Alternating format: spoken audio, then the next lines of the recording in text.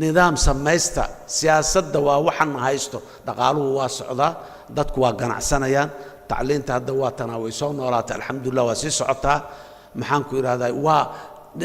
laakiin meeshii ugu darneed tacliintaani meeshii la rabay ama ay gaari karta ma gaarayso ganacsigu meeshii la rabay inuu gaaro ma gaarayo maxaan ku iraahdaa amni iskaba dhaafbo adeeg kale iska dhaaf ma helin haddaanan toosinin siyaasadda dalka haddaanan aqoonin cidda dalka mas-uulka ka ah hay-adda qof ma aha hay-adda mas-uulka ka ah ee go-aanka u gaaraysa ummadda iyo sida ay ugu gaarayso cawada inta seexdo ma iska soo kacaan waxaan raba sheega masadaday leedahay oo soo rogrogo oo muddo soo celceliyo oo dad kale soo waraysto oo cilmi baaris soo sameeyo oo isu keeno oo waxa kadib yiraahdo wadadan aan marno dad leh nidaam marka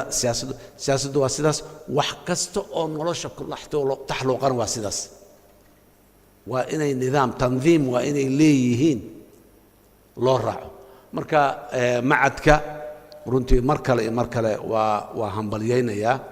guddiga sare waxaan hambalyaynayaa agaasimaha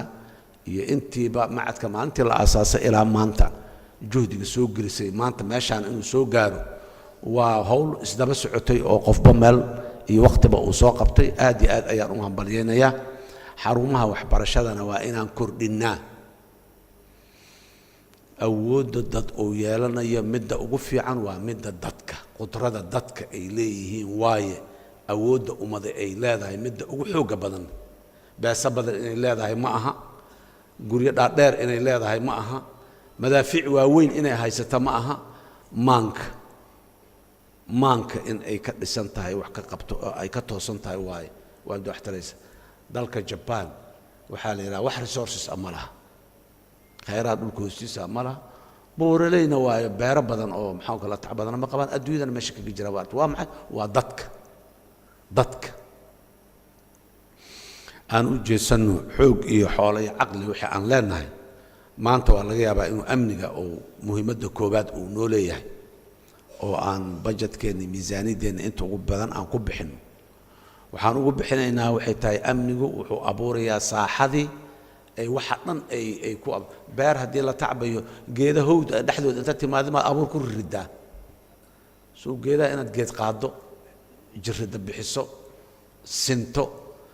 biyo xir iyo biyo xireen u yeesho kadib aad abuurtaa soo maaha amniga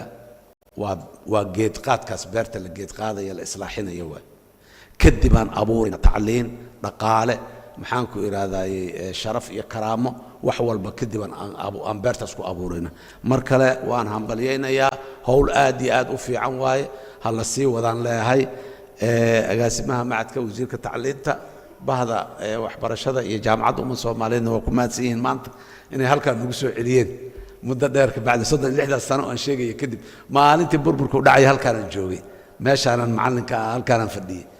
marka laakiin mar daba waa imiday dhowr mar oo dib jaamacadda mugay meesha soo degtay kulli laakiin de imaatinka maanta macna kale gaaro ayuu sii leeyahay hoolkaana maanta iigu horeysa asagana waa barakaynaynaa in uu noqdo ma aha graduation bas maana wax badan oo kale iyo kulamo badan oo kale oo ummadda maslaxad u ah in ay halkaan ay mustaqbalka ay ka dhacaan haddii alla yiraa mar kale hambalyo waa idin mahad celinayaa wassalaamu calaykum waraxmatullaahi wabarakaatuh